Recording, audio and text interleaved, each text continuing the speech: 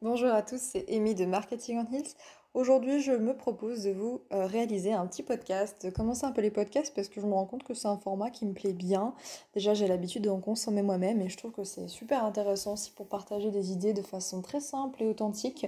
On n'a pas forcément besoin de rédiger au préalable, ou on peut aussi aller au fil de ses idées tout simplement. Donc, je vous propose aujourd'hui un épisode sur le fait d'être un entrepreneur, que j'ai envie de dire girouette, qui est en fait un peu mon cas. Donc certains connaissent peut-être le syndrome de l'objet brillant, c'est-à-dire que peut-être que toutes les semaines, vous voyez sur Internet, YouTube, Instagram, etc., toutes les nouvelles stratégies pour faire du business en ligne, etc. Et en fait, toutes les semaines, vous avez envie d'aller dans une autre direction parce que vous dites que ça c'est trop cool, et ça c'est trop cool, et ça aussi c'est trop cool.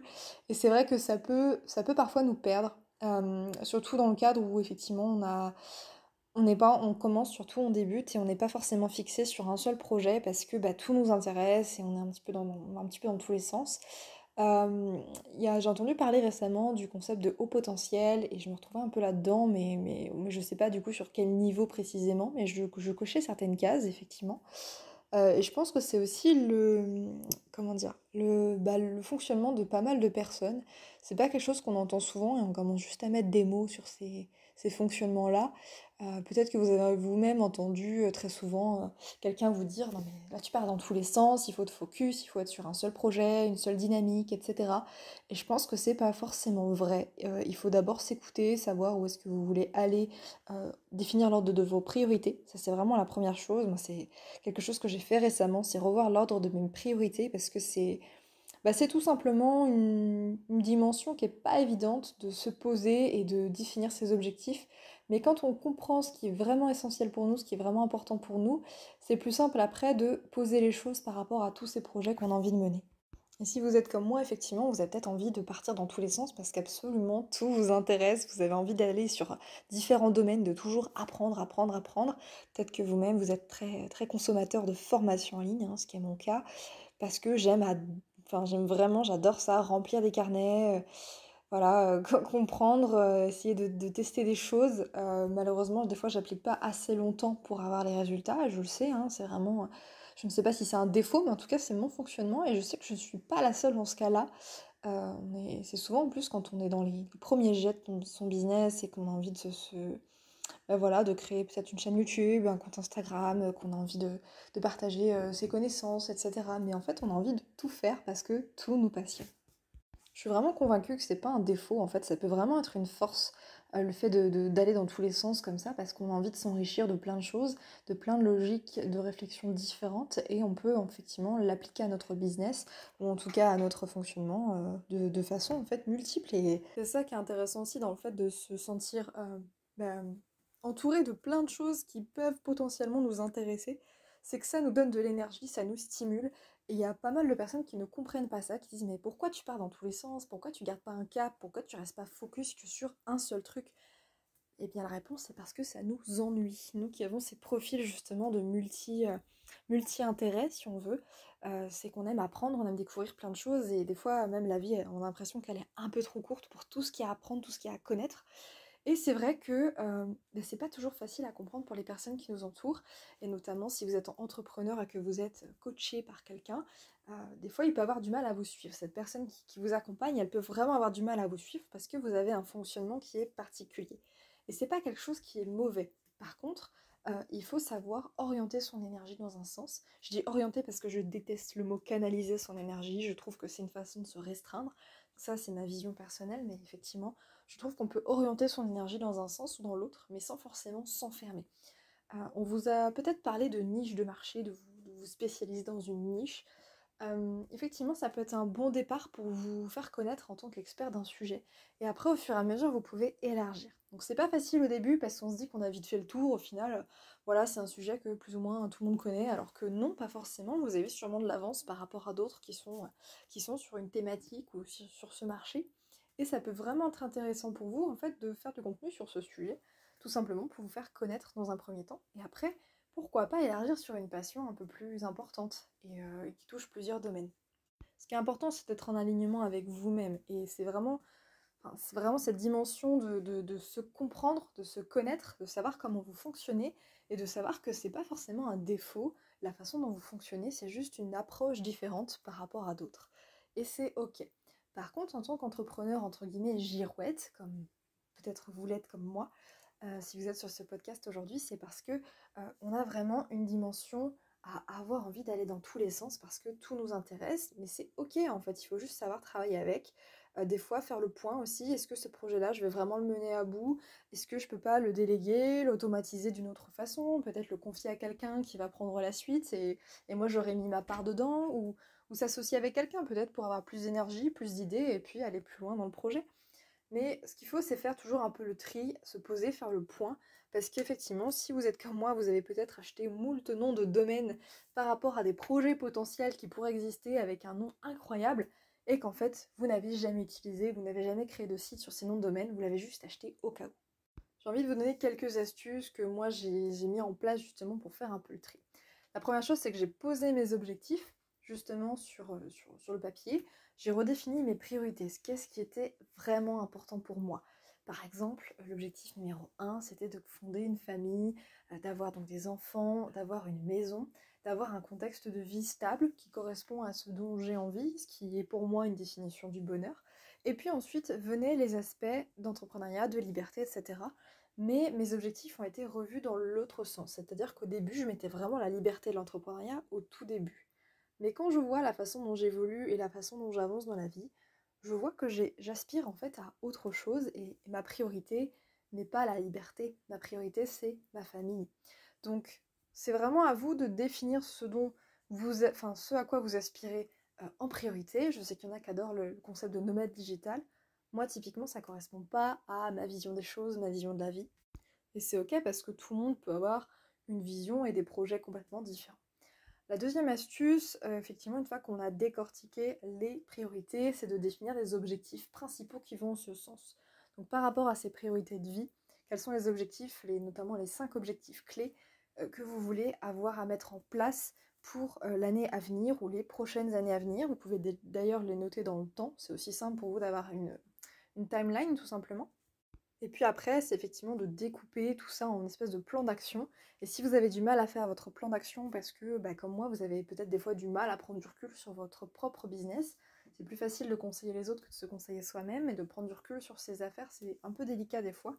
Donc n'hésitez pas à vous entourer d'un coach, quelqu'un de bienveillant qui va pouvoir vous donner son avis avec du recul, sans critique, sans jugement, mais qui va juste vous donner des perspectives auxquelles vous n'avez pas forcément pensé parce que quand c'est notre business, notre bébé, on a du mal à prendre du recul, de la hauteur sur notre projet. Donc une fois que déjà ça c'est fait, vous pouvez également prendre une mind map ou voilà, tout simplement un papier sur lequel vous allez noter tous les projets potentiels qui vous tenaient à cœur jusque-là, que vous avez essayé d'enclencher. Vous les notez sur un papier et vous vous dites, voilà, qu'est-ce qui est vraiment important pour moi? Est-ce que celui-là, je suis sûre de vouloir le mener jusqu'au bout? Ou est-ce que c'est juste un projet plaisir-passion qui a duré quelques temps et que finalement je ne reviendrai pas dessus? Ou alors est-ce que c'est un projet sur lequel je reviendrai plus tard, hein, ça peut être le cas aussi. Et surtout, si vous avez acheté des noms de domaine sur des projets que vous n'aboutirez jamais, commencez à les supprimer dès maintenant. Ça fait un petit peu mal au cœur sur le coup, hein, on va pas se le cacher, mais par contre, ça vous permet très clairement de faire le vide, d'avancer sur ce qui compte réellement pour vous, et surtout, ça va vous faire des économies parce que mine de rien, un nom de domaine à payer chaque année, si vous le gardez pendant 10 ans, ça commence à faire une certaine somme que vous auriez pu investir autrement. Donc là je pense à ça par rapport au nom de domaine, mais ça peut être des classeurs dans lesquels vous avez répertorié des projets, etc. Alors vous pouvez effectivement avoir une espèce de pochette dans laquelle vous allez noter tous les projets que peut-être un jour vous voulez réaliser. Ou un carnet qui vous tient à cœur. Donc ça c'est pas grave si c'est dans un coin, mais si ça vous prend tout un classeur, peut-être qu'il vaut mieux le digitaliser et le mettre dans un sous-dossier de votre ordinateur. Ça c'est à vous de gérer après en fonction de votre organisation et de votre fonctionnement. Mais n'hésitez pas à faire le tri et à vous mettre en relief tous ces projets, et peut-être que si vous en avez une trentaine sous les yeux, il n'y en a peut-être finalement que 2 ou 3 qui comptent vraiment. Donc c'est vraiment pas un exercice facile, mais quand on est un entrepreneur entre guillemets girouette, qu'on a envie d'aller dans tous les sens parce que tout nous intéresse, c'est vrai que c'est quand même une étape qui est essentielle pour pouvoir recentrer, sans forcément se concentrer et se bloquer sur un seul axe, hein, mais se recentrer sur ce qui est vraiment essentiel pour nous et commencer à enclencher des démarches long-termistes Donc vraiment des démarches qui vont être intéressantes pour un, deux ou trois projets, mais sans aller non plus dans tous les sens. Parce qu'après, il y a une autre possibilité, c'est que vraiment, si vous avez envie de développer certains projets parce que ça vous fait vibrer, parce que l'entrepreneur girouette, c'est une définition de vous-même et que même si vous n'avez pas le temps de tout mener de front, bah, vous pouvez juste vous entourer de personnes qui vont mener à bien ces projets-là. Donc ça peut être par des associations hein, qui peuvent poursuivre effectivement une dynamique qui vous tenait à cœur. Vous avez déjà acheté le site internet, etc. Et vous pouvez transmettre ce projet à une association. Vous pouvez également le lancer en partenariat avec des écoles qui travaillent sur des projets fictifs ou des projets réels d'entreprise. Et comme ça, finalement, vous faites avancer le projet, mais vous y passez pas non plus des heures et des heures. Et vous vous concentrez sur les projets principaux qui comptent pour vous. Donc ça peut être une solution. Ou tout simplement trouver quelqu'un à qui déléguer, automatiser certaines missions, certaines tâches. Donc vous pouvez passer par exemple un mois à fond sur un projet pour automatiser tous les contenus de l'année, toutes les offres, et vous permettre d'être serein. Et ça, c'est vraiment, je pense, le problème de beaucoup d'entrepreneurs, c'est qu'on a envie de faire plein de choses. Il y a plein de choses qui nous stimulent, plein de choses qui nous donnent de l'énergie, qui nous donnent l'envie d'avancer, et qui nous donnent... à chaque fois, on se dit, mais c'est vraiment peut-être une super idée de mettre ça en place. Bon, au final, il faut vraiment surveiller quand même le marché, parce que moi, typiquement, j'ai travaillé avec une équipe, et on avait lancé un projet qui était de mettre en place la suppression des tickets. Donc en gros, des tickets de caisse. Le but, c'était juste d'avoir un petit boîtier qui est relié à la caisse où les gens posaient leur téléphone et ils récupéraient le ticket de caisse directement sur leur téléphone. Donc il n'y avait pas d'échange d'email, il n'y avait pas d'impression de papier, donc c'était vraiment intéressant. Donc j'avais acheté le nom de domaine, je me suis dit c'est une super idée, si ce groupe-là veut pas le développer, bah, je le développerai plus tard. Et au final, ce qui s'est passé, c'est que j'ai acheté le nom de domaine, j'ai gardé pendant, je sais pas, 5-7 ans. Et je l'ai jamais développé. Et au final, la loi a rattrapé un petit peu ce processus-là. Et au final, s'est mis en place la possibilité de ne plus avoir à imprimer les tickets de caisse sauf demande. Donc je ne sais plus à partir de quelle année c'est mis en place, mais ça va être dans les années à venir. Et donc en fait, ce projet n'aurait pas forcément eu d'intérêt sur la longue durée. Mais c'est vrai qu'à court terme, c'était un projet qui était intéressant, qui était innovant, qui était stimulant. Et je me suis dit, mais voilà, je vais acheter le nom de domaine, le nom est génial, ça s'appelait Ticap à l'époque, et je trouvais ça vraiment super, et en fait je l'ai jamais lancé, et au final, bah, le marché dans tous les cas rattrape un petit peu la course, par rapport effectivement à des projets potentiels qui peuvent être développés, notamment sur le développement durable et tout ça. Donc faut vraiment aussi faire un peu de veille sur ce qui se passe autour de vous, parce que peut-être que vous avez une super idée, mais que l'idée existe déjà. Alors attention, pour moi, à partir du moment où une idée existe et qu'il y a peut-être un marché à prendre, donc c'est pas impossible de lancer la concurrence, entre guillemets. Mais voilà, ne vous lancez pas forcément dans des projets qui ne vont pas aboutir. On peut toujours se lancer dans des projets, mais si vous voulez lancer, il faut être sûr que ce soit quelque chose d'important pour vous et qui ait une dimension, on va dire, réaliste, réalisable, et surtout quelque chose que vous allez concrètement mettre en place. Alors dit comme ça, effectivement, on dirait que c'est un peu plus facile à dire qu'à faire, mais je peux vous assurer qu'en tant qu'entrepreneur girouette, ça m'a fait exactement le même... j'ai fait exactement le même processus, à me dire, bon allez, on va éliminer des projets qui finalement ne vont jamais aboutir, on va essayer de se recentrer sur certains points. Après, il y a une espèce de petite thérapie que j'ai réussi à mettre en place, que j'ai trouvé qui fonctionne très bien pour ma part, et je vous le conseille si vous fonctionnez aussi par le fonctionnement en mind map, par exemple, ou en tout cas à l'écrit sur le papier, c'est d'écrire par exemple par rapport à un projet qui vous intéresse, je sais pas, vous voulez lancer des assiettes consommables où il y a zéro déchet, vous écrivez au centre de votre feuille, au niveau d'un petit rond, vous notez le nom du projet qui vous intéresse avec le concept. Et ensuite, ce que vous allez faire, c'est que vous allez dessiner des branches qui vont partir de ce rond central et vous allez écrire absolument tout le business plan, toutes les idées qui vous viennent par rapport à ce projet. Vous écrivez absolument tout sur une feuille.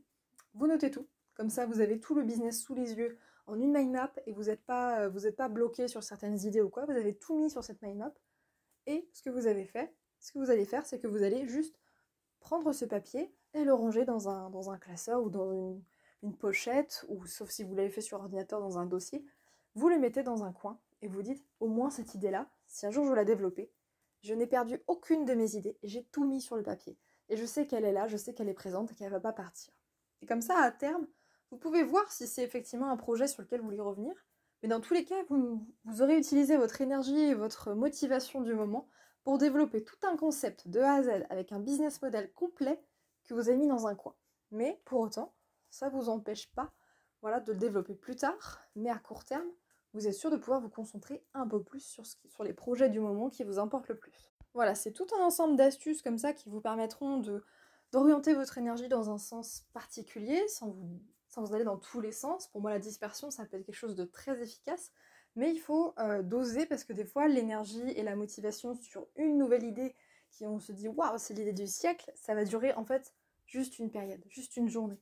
Donc, il faut aussi savoir l'écrire pour le sortir de sa tête, être satisfait du travail qu'on a réalisé, mais ensuite le mettre de côté pour se recentrer sur nos projets de cœur. J'avais vraiment envie de parler de ce sujet d'entrepreneur girouette parce que c'est quelque chose que je vis et je me rends compte que je suis pas la seule dans ce cas-là, parce que j'ai discuté aussi avec des entrepreneurs qui étaient un petit peu dans le même cas de figure, dans la même configuration de fonctionnement, et c'est là que je me suis dit waouh, je suis pas toute seule en fait, je peux peut-être en parler un peu plus. Et ce syndrome de l'objet brillant, c'est vrai que c'est quelque chose qui revient, notamment avec toutes les nouvelles stratégies qu'on voit sur internet, etc. On a envie toujours de faire de nouveaux projets, mais voilà, l'important c'est de savoir quelles sont nos priorités et dans quel sens on veut aller. J'espère en tout cas que ce podcast vous a plu, c'est un petit peu un premier jet pour moi de partager mes idées comme ça. N'hésitez pas à me faire un retour, hein, ça me permettra de savoir dans quel sens vous aimeriez avoir du contenu, s'il y a des sujets qui vous intéressent plus que d'autres. Et dans tous les cas, je vous remercie beaucoup de m'avoir écouté. C'était Amy de Marketing on Heels et je vous dis à très bientôt.